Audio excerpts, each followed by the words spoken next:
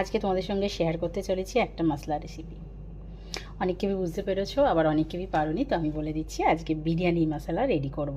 বিরিয়ানি খেতে আমরা প্রত্যেকে ভালোবাসি, আর যদি এরকম হোমমেড মশলা হয় তাহলে তো আর বলতেই হয় না।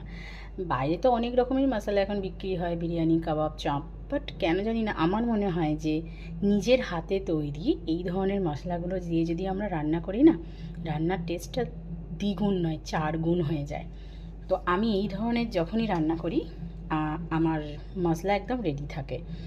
তো এই মশলাগুলো তোমরা রেডি করে ফ্রিজেতে বহুদিন রাখতে পারো।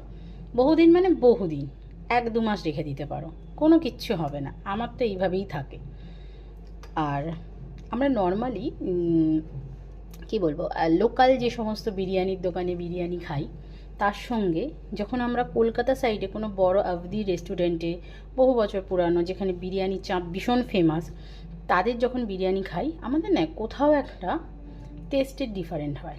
মানে আমাদের কোথাও মনে হয় যে ওই টেস্টটা আসছে না। এবার অনেকেই বলতে পারো লোকালেতে তুমি 100 টাকা 150 টাকা খাচ্ছ, সেখানে 300-400 টাকা আসবেই। তো সেটা ঠিকই, একদম কথাটা ঠিক, কিন্তু কোথাও আমার মনে হয় যে সেটা কিন্তু মশলার একটা কারণ হতে পারে।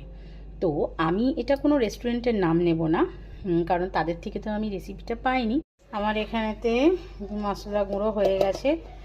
আগের জারটায় কম, মানে ছোট হয়ে গিয়েছিলো, ওই জন্য আমি ওকে একটুখানি বড়ো পাত্র নিতে হলো গ্রাইন্ডারে। তো দেখো কতটা মিহি গুঁড়োটা হয়েছে, আর যা সুন্দর স্মেল না, মানে এটা জাস্ট না থাকলেও দেখো একদম মিহি হয়েছে। ঠিক আছে, ঠিক এই রকম মিহি হয়ে যায়, মানে বোঝা যাবে না কি দেওয়া আছে না আছে একেবারে। ঠিক আছে, তো এবার আমি যেটা করব, আমি একটা এরকম পাত্র নিয়ে নিয়েছি, এইরকম কন্টেনার, তার মধ্যে আমি মশলাটা রেখে দেবো।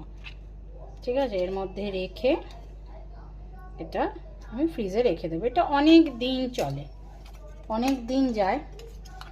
তো যাদের যাদের ভালো লাগলো ভিডিওটা, অবশ্যই লাইক কমেন্ট করবে, আর ভালোবেসে তো একটু শেয়ার করবে। আর যারা যারা নতুন আমার পেজটাকে দেখছো, আমি এটা প্রত্যেক দিন তোমাদের কাছে রিকোয়েস্ট করছি, আবারও করবো, ভালো লাগলে অবশ্যই ফলো করবে, ভালো লাগলে অবশ্যই ফলো করবে।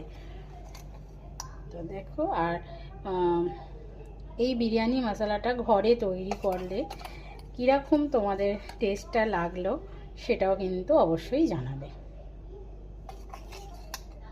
এটা একদম তোমরা বললাম যেটা, যে লোকালে যে বিরিয়ানি খাও তার মতন কিন্তু একেবারেই টেস্টটা আসবে না। এটা একদম যেরকম অবধি যে